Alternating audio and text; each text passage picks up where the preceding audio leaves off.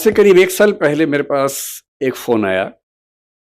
मैं मंच पर तो बोल लेता हूँ, वैसे निजी जीवन में बहुत ही संकोची व्यक्ति हूँ, बहुत ही अंतर्मुखी हूँ और मुझे कोई खींच के बाहर ना लाए तो मैं एक-एक महीना अपने रूम में बैठ के पढ़ता रहता हूँ। मुझे लगता है कि एकांत में जो सुख है, वो सुख मुझे मिलता नहीं बाहर। तो मैं पार्टियों में जाने वाला व्यक्ति नहीं हूँ।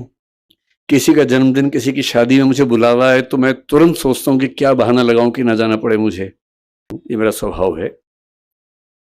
और मेरी टीम को ये पता है कि जब भी कोई इनविटेशन आए, आमंत्रण आए तो कैसे मना करना है। उनको पूरी उसकी विधि पता है मना करने की, कि किसी का अपमान भूल के भी ना हो, पूरे सम्मान के साथ, विनम्रता के साथ कैसे मना करना है। तो वो विधि हमने बना रखी है। तो 1 साल पहले एक फोन आया हमारे साथी के पास और उन्होंने मुझे कहा कि गंगाराम अस्पताल के एक बहुत सीनियर डॉक्टर हैं, वो मिलना चाह रहे हैं, डॉक्टर सुरेश सिंघवी।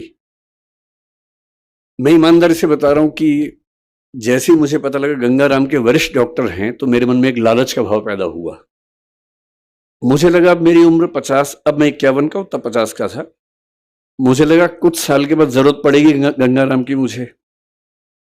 तो अगर गंगाराम में एक आध सीनियर डॉक्टर से परिचय हो जाएगा तो ठीक ही रहेगा। जब नौबत आएगी तो सीधे एंट्री मिल जाएगी, एडमिशन सीधे मिल जाएगा।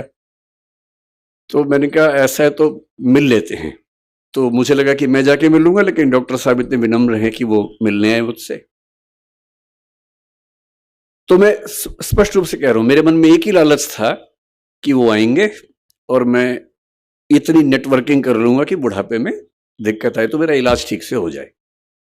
बाकी जरूरतें मुझे पड़ती नहीं है, एक ही जरूरत लगती है, कभी डॉक्टर की जरूरत पड़ेगी तो रास्ता निकल जाएगा। खैर वो आए और जो मैंने सोचा था चीज उससे एकदम अलग थी। आधे घंटे की बातचीत में वो प्रसंग खत्म ही हो गया कि मेरी जरूरत क्या है। जब उन्होंने बताया इस पूरे कार्यक्रम के बारे में, बताया कि सरदार पटेल जिस आश्रम में सरदार बने थे, उस आश्रम में एक संगोष्ठी होने वाली है, और जब सारा वर्णन किया तो मेरे मन में लालच बहुत बढ़ गया। अब वो लालच खत्म हो गया डॉक्टर वाला, अब दूसरा लालच बढ़ गया, क्योंकि मुझे सबसे ज्यादा सुख मिलता है ऐसे स्थानों पर जाकर जहां कोई महान व्यक्ति अपना समय गुजार के गया हो। जैसे मैं आज से कुछ साल पहले करमसद गया था, जहां सरदार पटेल का जन्म हुआ था। उस घर में 1-2 घंटे रहा, छत से लेकर जमीन तक सारा एक एक कमरा देखा वहां पर। साबरमती आश्रम भी गया था, दांडी भी गया था, सब जगह गया। बारडोली मुझसे छूट गया था, शायद नियति थी, जानबूझ के छुड़वाया होगा नियति ने। तो जब मुझे पता लगा कि बारडोली के या बारडोली के आश्रम में जाके वहीं उसी घर में रहने का मौका मिलेगा या बैठने का मौका मिलेगा जहां सरदार पटेल रहते थे, जहां महात्मा गांधी भी आते थे, तो मुझे लगा इससे बड़ी उपलब्धि क्या हो सकती है। बोलना तो ठीक है, मैं अध्यापक हूं, बोल ही देता हूं, तो मैंने कहा ठीक है मैं आऊंगा, लेकिन इससे मेरा लाभ ज्यादा है, आपका लाभ कम है। और जब से आज मैं सुबह से आया हूं, और जब से आया हूं तो वो मेरा भाव बढ़ता ही जा रहा है। ऐसा लग रहा है कि बड़े शहरों की चकाचौंध में हम लोग बहुत कुछ छोड़ देते हैं, जो ऐसी जगह पे आके समझ में आता है कि जीवन का असली मतलब क्या होता है।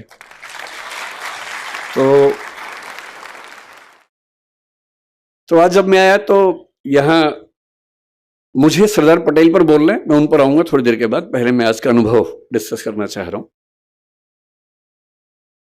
तो जैसे ही कार आश्रम के अंदर घुसी, तो जिसको बोलते हैं आजकल मनोविज्ञान के बच्चे की वाइब्स आती हैं, जो जेन जी है, आज की जनरेशन है, उसकी भाषा में वाइब्स आती है। हमारी भाषा में एक वातावरण होता है हर जगह का, उस वातावरण का अपना मूल्य होता है। और वातावरण ऐसे नहीं बनता, बहुत सारे अच्छे लोग जब एक साथ रहेंगे तो वहां माहौल बनता है। उसको हम वातावरण कहें, वाइब्स कहें, वाइब्रेशंस कहें, जो भी कहें, वो हर किसी को समझ में आता है। तो जैसे ही मैं उस स्कूल के अंदर घुसा, मुझे लगा कि ये कुछ तो अलग है।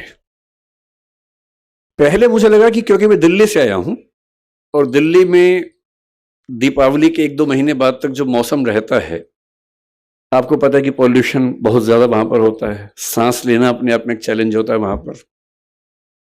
तो मुझे लगा शायद यहाँ हवा साफ सुथरी है, और क्योंकि मैं दिल्ली से आया हूं इसलिए मुझे बहुत ज्यादा अंतर महसूस हो रहा है। पर मामला सिर्फ बाहर की हवा का नहीं, अंदर की हवा का भी है। और दिल्ली में जो लोग हैं उनके बाहर के साथ साथ अंदर की हवा भी खराब हो जाती है। एक शायर ने दिल्ली के बारे में बड़ा अच्छा लिखा है, जो मैं हर दीपावली के बाद अपने घर में सुनाता रहता हूं सबको। चेहरे पे सारे शहर के गर्द और मलाल है। गर्द का मतलब है धूल, मिट्टी, और मलाल मतलब दुख, पीड़ा, वेदना, बेचैनी, परेशानी।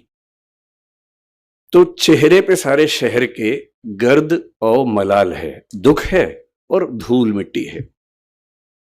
कितना सुंदर कहा। चेहरे पे सारे शहर के गर्दो मलाल है, जो दिल का हाल है वही दिल्ली का हाल है। तो पूरी की पूरी दिल्ली, ये गर्द जो है, धूल मिट्टी, तो दीपावली के बाद 2 महीने होती है, लेकिन जो अंदर की धूल मिट्टी है साल भर रहती है। और मैं थोड़ा पढ़ लिख गया हूं, ज्ञान की बातें कर लेता हूं, लेकिन धूल मिट्टी तो मेरे अंदर भी उतनी ही है जितनी बाकी लोगों में होती है। यहां के एक अलग ही सुकून महसूस हुआ। उन बच्चों के चेहरे पर जो भाव थे, फिर मैंने स्कूल देखा ध्यान से। मैं इतने साल से, 26 साल से काम कर रहा हूं, भारत सरकार में काम किया, अपनी एक कंपनी चलाता हूं जिसमें करीब 2-2.25 हजार लोग काम करते हैं मेरे साथ में। और अचानक मैंने एक ऑफिस देखा स्कूल का, जिस ऑफिस में प्रिंसिपल से लेकर क्लर्क तक सब एक ही कमरे में बैठते हैं, कोई हिरार्की ही नहीं है। और मुझे लगा कि मेरी सारी किताबें जो हिरार्की सिस्टम से प्रशासन कैसे चलता है, वो अचानक बेकार साबित हुई। बिना सोपान क्रम के कोई व्यवस्था चल सकती है, हम तो नहीं सोचते थे, पर यहां चल रही है।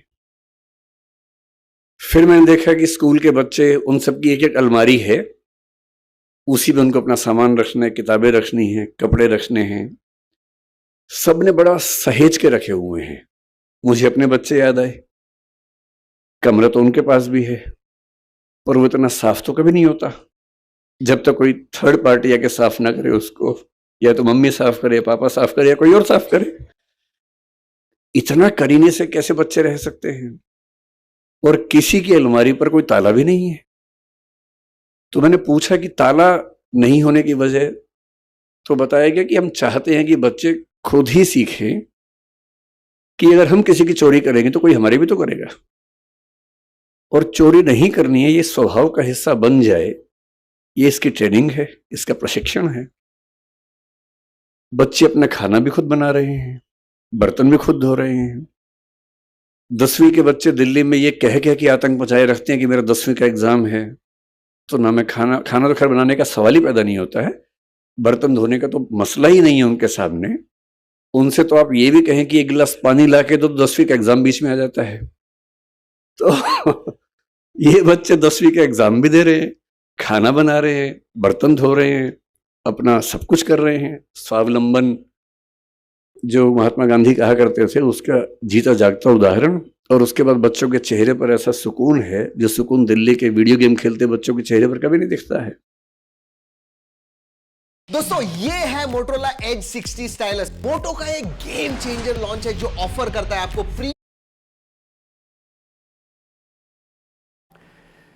लेटिंग गो आपकी पीढ़ी का बड़ा